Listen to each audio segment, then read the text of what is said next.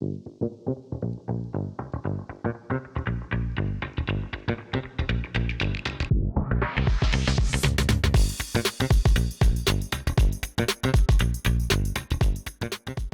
guys, I'm Carissa with Couple Birdies. We are here today at a great location I'm super excited to share with all of you. We are here in Golden Valley, Minnesota at the Golden Valley Country Club, and we have some special guests with us. Why don't you guys introduce yourself? Sure. My name is Jake Vogt. I'm the head golf professional here at Golden Valley Country Club. Outstanding. And I'm Lori Money, the assistant golf professional. Okay. And my name's Kevin Norby. I'm a golf course architect. Outstanding. Well, thank you three for joining us today. We have a lot to talk about, a lot to cover, so let's get started. Why don't we, well, first of all, thank you very much for the publication that I got in the mail.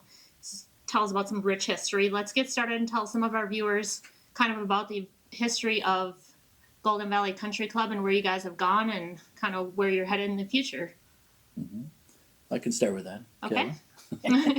Obviously, we're coming up on our 110th year here at the club. Looking forward to it. It's going to be a grand reopening of the golf course. Nice. With this A.W. Tillinghast design, and I know all the members are just excited here Yes. for the 2024 season. Perfect. So we talk about the rich history in the 110 years. How did the golf course get started and where did it get started? Let's let our viewers hear a little bit about that maybe. So what's interesting is that a lot of the golf courses around the United States and actually throughout Europe got started because they were near the railroad tracks, the train lines. Here at Golden Valley, that's certainly the case, and people would come out from the city to Golden Valley to play the golf course. It actually was founded in 1914, and it was a Thomas Bendelow design. It started out as a 9-hole design, and then it turned to 18, and in 26, Tillinghast redesigned it, and it opened in 28. And so the routing that you see today is the same routing that was here in 1928. Really not much had been done to it in that 100 years. So it's been relatively untouched. Nice. I know that there have been a lot of famous golfers that have played here. To name a few, why don't you guys tell us a little bit about the history and some of the tournaments that have been here? I mean, being here since 2010, Yep. I know we've had a few. I'm trying to think of the history wall. Just thinking of, I think we had Arnie Palmer back here back in the day. I'd probably have to throw this back to Henry. He had all the, Right. he had it all hanging up on his Yeah. wall. But I know there's been quite a few tournaments back in the day. I both know, I women's looked and at, men's, when I was reading through the book, I noticed like, we had Ben Hogan that had been here, Arnie Palmer, Sam Snead. Sam Snead. I mean, there's quite a few, especially with the state amateurs coming through. It's been a really great course. What are some of the changes that have been done to the course in the last few years that you've noticed? Is it lengthening? Is it redoing the bunkers? What kind of maintenance has been done? At Golden Valley specifically? Yeah. Well, again, Lori and Jake, feel free to jump in, but again, really very little has been done to the golf course. Back in the 90s, they went through a fairly extensive renovation where they redid the bunkers. There had been, over the years, primarily in the 60s, they had made the bunkers shallower. One of the really trademark or signature elements here at Golden Valley is that the bunkers are really quite deep. And there was a time when the members felt they were too deep, and so they were filling in the bunkers and making them shallower.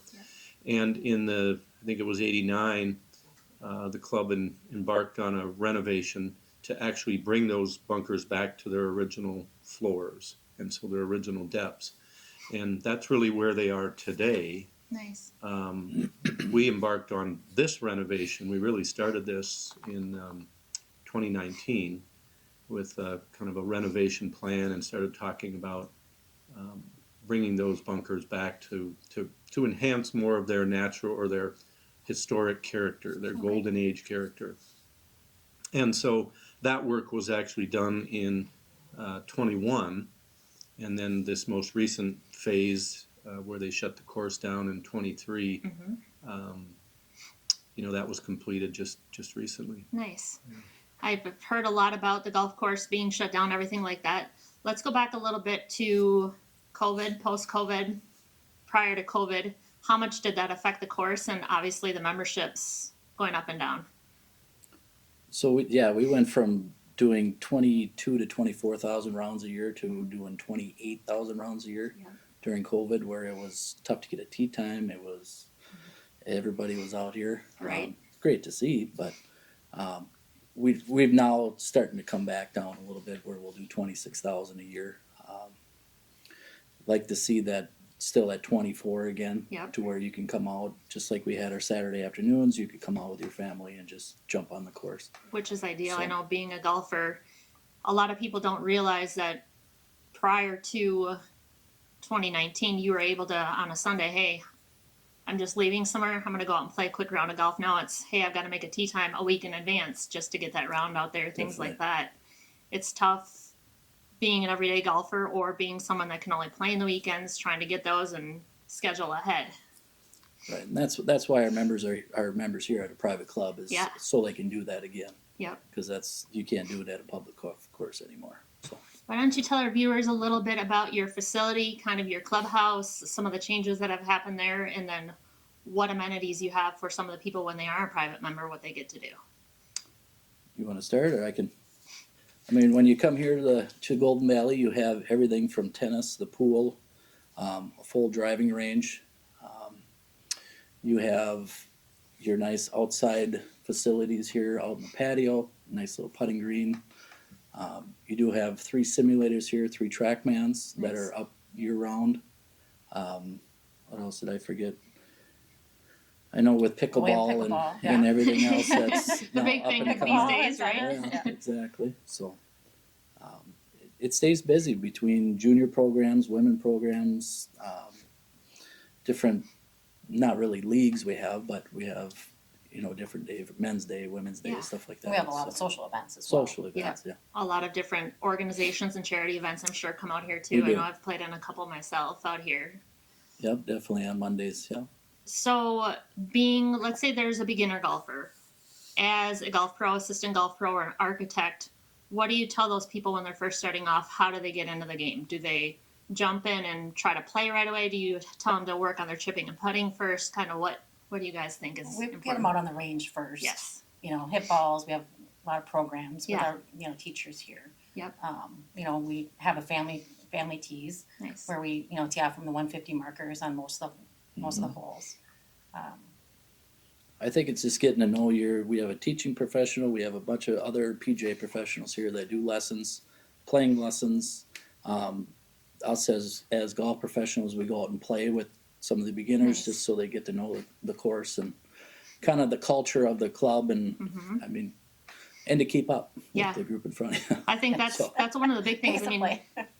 not to bash social media, but all the people out there now on their phones trying to do videos, trying to do this, Right. slowing things down, but then not knowing the rules of the golf course either. I know when I first started, before we were even allowed to go out there as a junior golfer or anything else, we needed to know the rule book, which ages me a little bit, but that's kind of one of the things that we needed to learn. We had tests on the rules, and then, you have to get consistent in your golf game. Definitely, and it's intimidating. I mean, Yeah. as a beginner golfer, especially this golf course, where, I mean, it can play anywhere from 4,600 to over 7,000 yards. Yeah. So it's an intimidating golf course, but it's playable for every beginner all the way up to advanced. So Nice. Do you see any challenges for the future with the golf course as far as length goes? People hitting the ball longer, obviously getting stronger, running out of room, or any changes that will be made? I can touch on it a little bit. I think with our course, we lengthen it just slightly, but widen the fairways a little bit just to help that out a little bit. You can get with the trees here. There's such mature trees that you can get out of the trees Yeah. easy enough. So I mean, as a golfer, I mean, here you tee it Well, what high I and like let is it we fly. added tees, shorter tees. Yeah. Yeah. Yeah. Because, as a woman, there are a lot of women here that couldn't reach par 4s and 2s. Right. Yeah. So now we have a lot of flexibility with the tee placements. Definitely. Which is important because I know everybody plays to their ability, or they should play to their ability, whether they want to go longer, they want to go shorter. being able and being flexible enough to make that accommodating for everybody, whether it's, and maybe not, I don't know how you guys do it, but having like the family teas that you were talking about, or having a number of teas other than just the typical tips, white men and red women's or anything like that. Yeah, we have, 9 new combo teas? Nice. Yeah, it's a lot of variation, especially when you play a course over and over. Yeah. You can play different teas and make it more fun. What is the yardage and what is the, tell us a little bit about the yardage out here and how that kind of goes. Well, part of the renovation, as Lori said, was to really look at all of the tees. We added a number of forward tees, and that was to try to grow the game and encourage women and juniors and families to participate more. We did add some length, so we have a couple of holes where we've added some length. We're now at 7,030 Just yards, around, yeah. something like Yep. that. So, I think to your earlier question, the course is really, we've modernized the course Right. and really set it up so that they're in a really good place for the next 30 or 40 or 50 years. Nice. Taken a number of trees down, widened the corridors considerably, restored a number of bunkers that had been removed back in the 30s for Okay. maintenance purposes.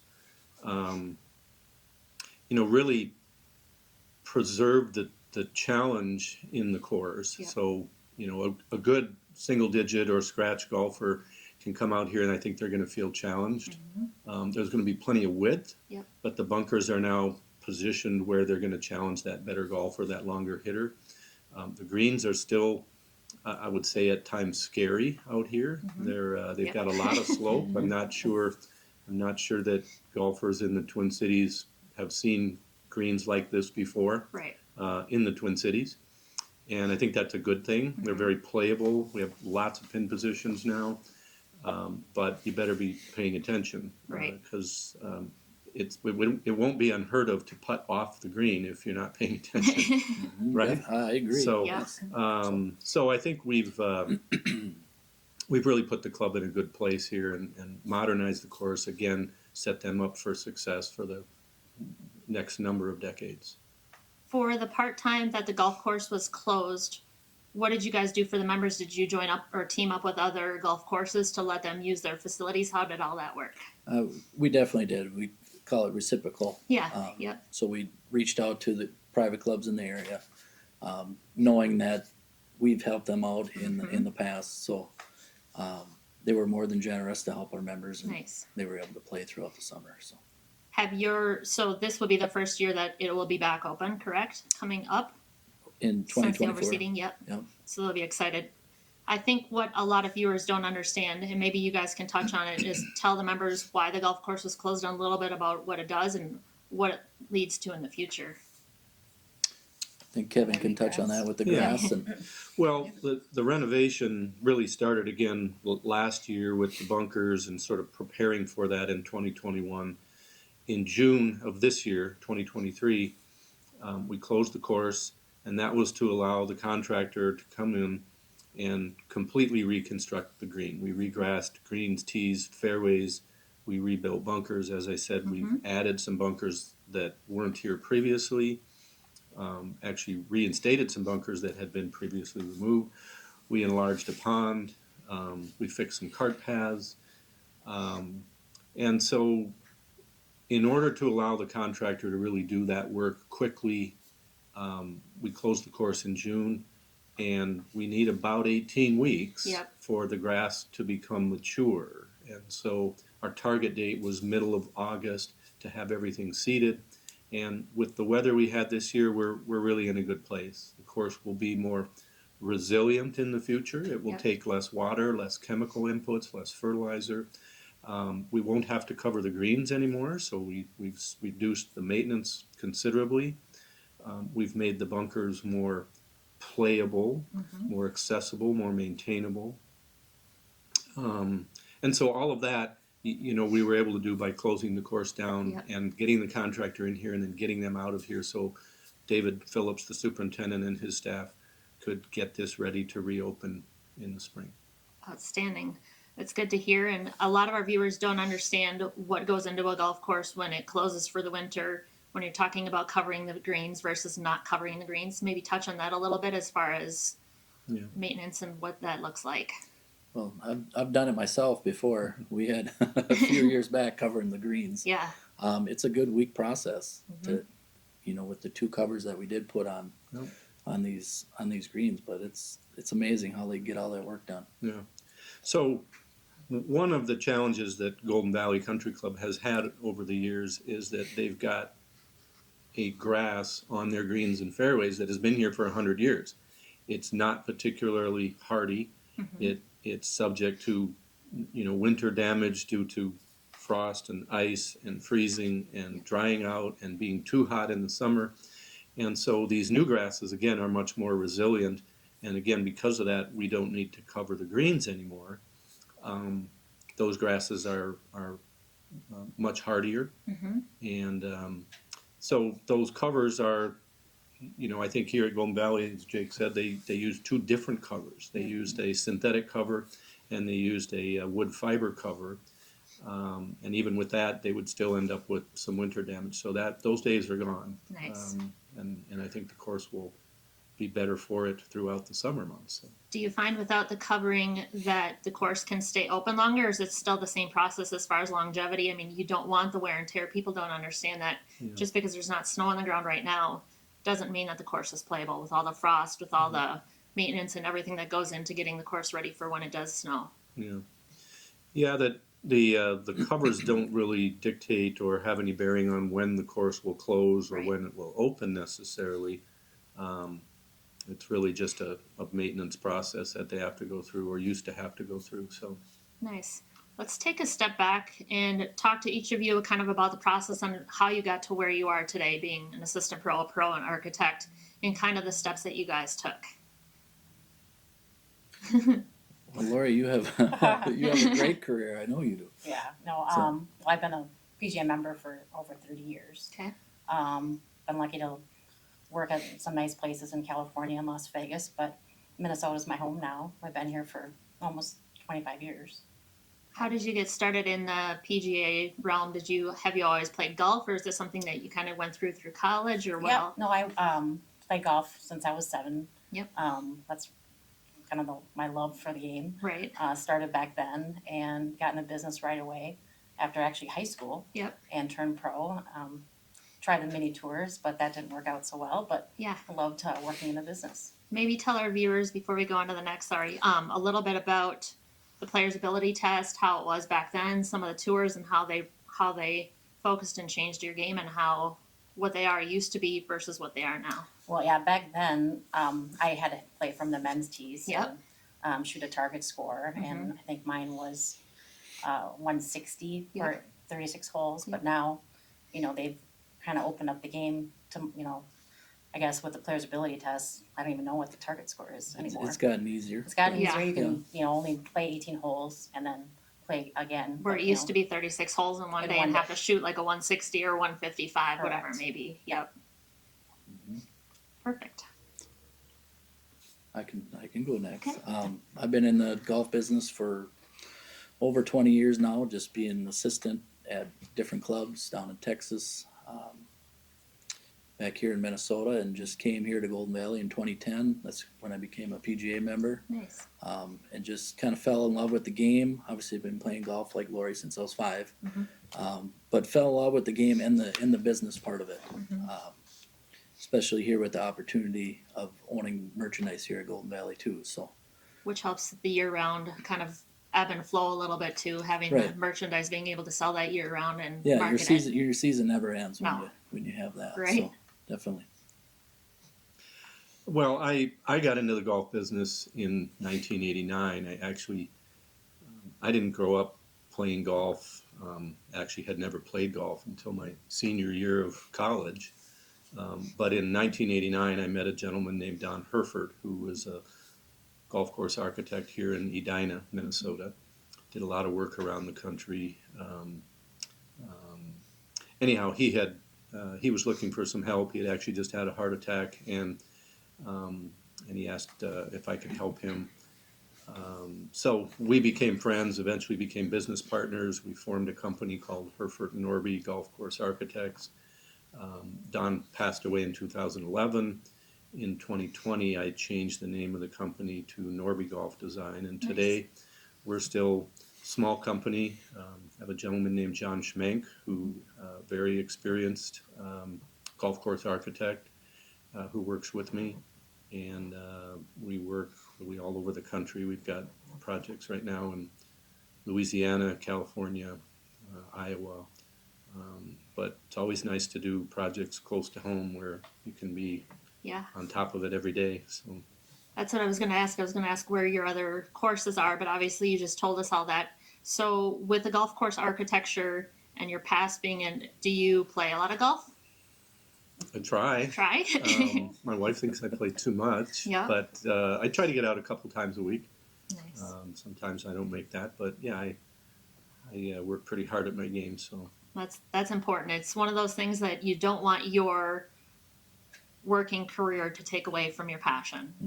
It's a hard niche, and people don't understand that sometimes the daily grind can kind of get to be, or if you want to go play golf, you don't want to be working and golfing at the same time, and having that separation is always nice. So you guys have obviously played some golf before. What are some of your favorite courses that you've played? Golden Valley. I like any of them with 18 Yep. holes. Yeah. actually, I'll just say, I mean, in Minnesota, Golden Valley this is why this was such an honor for me to work with this club, is that I've always thought Golden Valley was maybe hasn't gotten the credit or the attention it has been due. Right. It's a beautiful, very unique piece of property. It's one of two A.W. Tillinghast layouts in the state. It's really unique even from a Tillinghast standpoint. This is quite unique. Yep. With the depth of the bunkers, the slope of the greens, the corridors, the way it's routed through the railroad tracks and the creek and the road. So, Golden Valley is really a gem, and I think these changes and this modernization, I think, will hopefully catch the attention of some people. I'm wearing a North Barrick sweater today by chance, but really one of my favorite golf courses in the world. From an architecture standpoint, it's spectacular. Nice. So that's one of my favorites. It's Perfect. tough to beat too. No, there is a lot of beautiful clubs here in the area. Yeah. I mean, we do play a lot with the members, so obviously with the reciprocal, we got to play Minneapolis and Yeah. Minnetonka and all these beautiful clubs and see what our grass is going to be like. And I Right, think it's the members exciting to got to see know that. that too. Yeah. So I think they enjoyed it. So What will the grass, when they're playing on the grass, how is that going to change from how it was to how it is now? Is it going to be harder to get through? Is the ball going to roll more? What can they look forward to? I think just playability and Yeah. the consistency of the greens is what. Well, the The greens won't ultimate. be so bumpy, like Right. in the afternoons. Well, certainly they'll be able to. The greens will be capable of being maintained at a closer cutting height. I mean, if they want to cut these and have these stimp at 13, they'll stimp at 13. The fairways, I think, are just going to be much more dense, much more consistent. They might roll out more because they may decide to cut them down for club championship or the Tillinghast Cup. The roughs, we actually regrassed into the roughs, so we used a dark green low-mow Kentucky bluegrass in the Nice. roughs. So Yep. if they want those roughs to be a little thicker, a little more challenging, grab your club a little more for, again, club championship, they'll have that ability. So overall, just playability will be more consistent. I think that's what the members will notice most. I think. Absolutely, and that's important to have consistency throughout. I know there's a lot of times you're playing a course, whether it's here or in Ireland or Scotland, wherever you are, and every fairway is different. Every green is different. And it's just not consistent, so it's hard to know what that green's going to do, or the putting green is totally opposite versus what's out on the course. So it's good to have that overall look and feel. With everything that's been going on and your numbers being good, what do you guys strive for? What do you think is important for just an average player to come out here to join? Do you tell them that they should work on their game first, or what are some important touching points? I think the first thing I do for like a Monday event or corporate events, and they always ask, what do I need to know? Right. Well, let's stay below the hole. That's Golden Valley's thing. Yep. Greens will always be fast, and stay out of the bunkers. Right. I mean, the bunkers, it's the beautiful Ohio's best sand. So every bunker is consistent now too. Nice. But don't go in the bunkers and don't be above the hole. Or if you is know you're what in the we tell bunker, you. get used to it So- because it's going to be the same. Right. Well, I think one of the bigger changes out here for the members might be that the old sand that was in the bunkers before, you could sort of fluff the ball out of there. Yep. With the new sand, I think it'll actually play much easier, but you have to commit to that shot. You have to hit an explosion shot. Yep. And again, some of these bunkers are 9 or 10 feet deep. So if you've ever played Fisher's Island, Yep. or I mean, it would be reminiscent of the depth of some of those bunkers. And this is probably the deepest bunkers in the Twin Cities, if not the state. So you got to commit to that shot and hit an explosion shot to get Yep. it out of these bunkers. Well, the other thing Jake and Lori will be selling a lot of wedges. Yeah, I Right. A lot of Yeah. new wedges, Absolutely. yeah. Or extra And- balls. Just hey. Well, the other thing that I liked what you added was behind the greens, the slopes, how you can hit different shots Right. behind the greens now. Which, Yeah, so we put in, behind the greens, we put in short grass runoff areas. Nice. So we did that on actually a number of holes. 2-8 is probably the most The biggest expansive. one. Yep. But what that does is creates choices for the golfer, particularly the high handicap golfer who maybe in the past had to sort of chunk the ball out of the rough Yep. to a shot that was running away, and now they'll be able to putt or chip or hit a little flop shot. Many or bump it options in. for Yep. whatever their ability So is. I think it'll make it more fun. Yep. But in some ways, it'll make it more challenging too. When you just slightly roll over the back of the green, it might feed 20 or 30 feet away from the green, so Yeah. you'll be left with a longer shot. How do you expect the drainage to be? I know you were talking a little bit about the drainage, but with the ebb and flow of all the weather and the way it's kind of shifting a little bit, getting later and earlier and everything like that, and with the droughts that we've had, watering. Well, we spent a fair amount of attention. Fair amount of attention was given to drainage, particularly on number 10 fairway, Yeah. which was arguably the worst fairway from a drainage standpoint. That fairway was regraded. We put in a system of drain tile underneath there. But really throughout the course, we went in and kind of addressed those low areas where maybe the fairway was a little soggy. We actually sand capped the approaches. So they're going to play firmer. You might not want to land it on the green in the dead of summer. Yep. So well, also fixing the contours, like on 2, where the ball will kind of go in different directions rather than all landing in one spot. right, yeah, Well, and golfers I know get used to how the course is always played, and having those extra runoffs like you're talking about, or having the greens play differently, gives you a lot more options, but at the same time holds you back because you don't know how it's going to be going up to it until you get used to it. yeah. So with the numbers being up, you seeing more families out here, everything like that. What about just getting younger female golfers out here, getting any junior golfers out here? Do you guys do any first tees or any programs or anything like that that can help them get into the game? We do a lot of PGA Junior League, Yep. which brings a lot of young 9 to 13-year-olds Yep. together with their families, and we do shotguns with them out on the golf course. So we have, area clubs that all join together. Nice. That really gets the juniors involved. I know we do different women's clinics, Yep. stuff like that to help just kind of get them into the game or tune up their game, because we'll do it for beginners or advanced. And So- the couples, 1 and 9s. Oh, of course. Yeah, Can't right. forget about The that. important stuff, right? So there was, before COVID, there was a little bit of an ebb and flow with golf starting to die down a little bit. And then COVID happened and everybody came out. With women, trying to get more women out here, more juniors out here, what do you guys think is important and what do you do as a club to get more people out, and how does that all work? Yeah, so important to us is the PGA Junior League, Mhm. which we pair up with clubs around the area. We'll have shotguns out here where their kids will play, 9 to 13. The whole families will be out here rooting them on. Nice. It's just a good way if one of those parents doesn't play golf, they get to see it. Yep. They get to come out to the club. I know we do women's clinics. We do playing women's clinics as well for those that are beginners. Nice. just to try to introduce people to the game. We have, what did you say, our couples The fun couples night, wine and dine. wine and Yep. dines, which you add wine to anything, it's It's going to be works. fun. so. One of there's the always costume events, the themed events right for women. for the tournaments. Fun, and- yeah. It's more about fun and Yeah, golf is having the secondary. different games that you can play when you're out there and things like that. With the women's leagues, junior leagues, are they 9-hole, 18? Both kind of vary. We have They vary. both. We have Yep. 9 Yep. and 18. Yep. 9 seem to be about the right time frame. You know, Mhm. that 2 hours for 9 holes, and then come on in and have a little dinner and stuff like that. So Do you guys do any other social events or anything other than just golf? Having, like, let's say Thanksgiving was here, doing like Thanksgiving dinner or different fun things for the families, for different groups as well? definitely, yeah. Yeah. There's always social events going on, turkey bingo and any. Yeah. I can't keep up with them, Yeah, but right.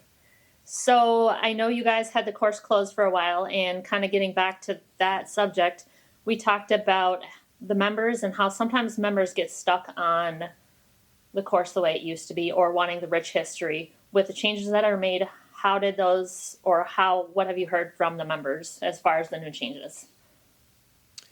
Well, I think from my perspective, I've been almost amazed at how supportive the members have been out here. Mm-hmm. I think I mentioned we did these tours with the members. We drove around kind of open houses and gave them Nice. tours, showed them the construction.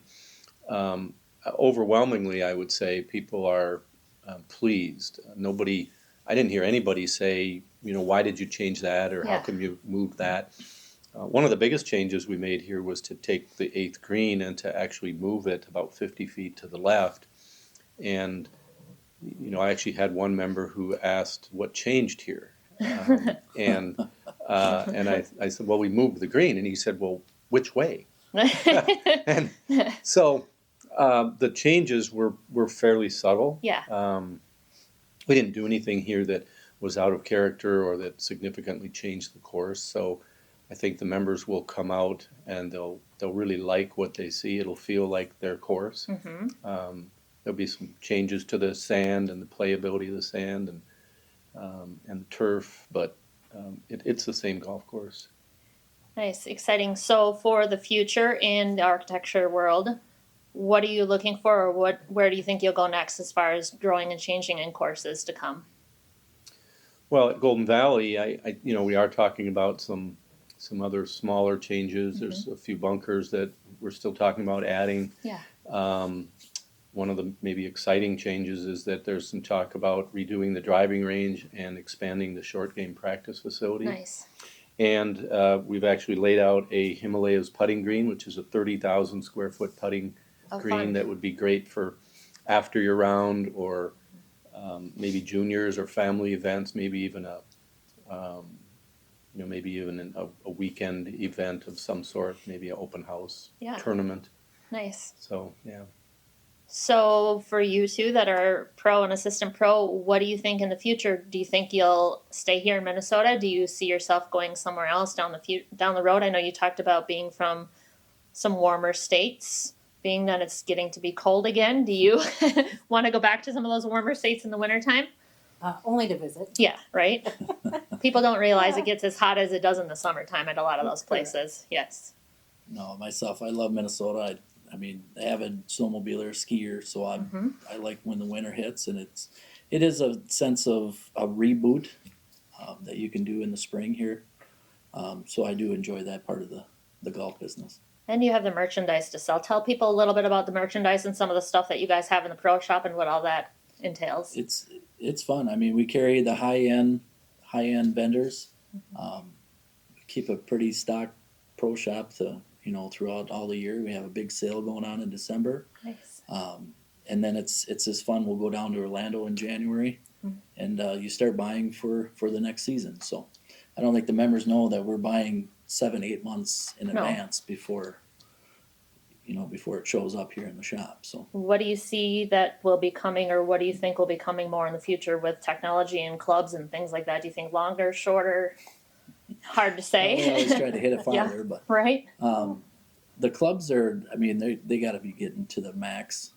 Where I feel, I think it's the fun part that Lori and I get into. It's the apparel part. Yeah. The active That's wear. changed a And lot. now golf, you want to golf and go eat in it. It's no longer just a golf outfit. Hmm. You know, so you have the leisure. And, The leisure. Yeah. Have you guys noticed with the dress code and the dress attire at country clubs or normal golf courses changing as far as the leisure part of it, or do you still see a lot of people strict golf wear, belts tucked in, they instead of going to like joggers or things like that? we still keep a strict dress Yep, code. good. You know, being a private club, Mm-hmm. members do try to stretch it, try to find a gray area in there, Yeah. but it's. I mean, overall, we're here and you know, respectable and respect the game. So What have you guys seen from the PGA Tour and the live sector, both being kind of opposite, pants, shorts, a little more freedom, a little more rowdiness on one side, a little more following by the book? Do you see that in the members too, loosening up a little bit, or do you see them kind of just trying to be normal? Not be normal, but follow think- follow the Be guidelines that they normal. always the have. most we have to do out here is probably with the music. Yeah, right. Just making sure the music doesn't blare across Yep, the golf course, which some of this new technology can. right, Doesn't mean I or the other member want to listen to that. right. So that's probably our biggest obstacle we have when we're out there rangering and keeping an eye on everyone. So Pace of play, how long does it typically take, let's say, a foursome to play 18 out here? well, we move Saturday morning. It starts at like 3.5, Nice. and then our pace of play is 4 hours. So Yep, I know it obviously varies depending on who's out on the course and what's Right. going on out there, but it's good to know that there's rangering and it's still kept to that. There's a lot of courses you can play where they expect it to be 4, but it's 6 hours to play 18 holes, and it's like, Right. all right. no, and we're out there more of, you know, when you bring a guest as well to, you know, to say hello, Yeah. introduce ourselves, just see if there's anything we can do to help your day a little better. And obviously keeping that 4-hour pace helps everything. As So, far as the food and drink go, there's places out on the course that members can get food, or do they come in here, or is there a cabin, or do you have drink carts out there? How does that all work? so some might call it comfort stations, but Yeah. we have a 6-tee house and a halfway house, so Nice. you're hitting them every 3-4 holes. Every 3 to 4 hours.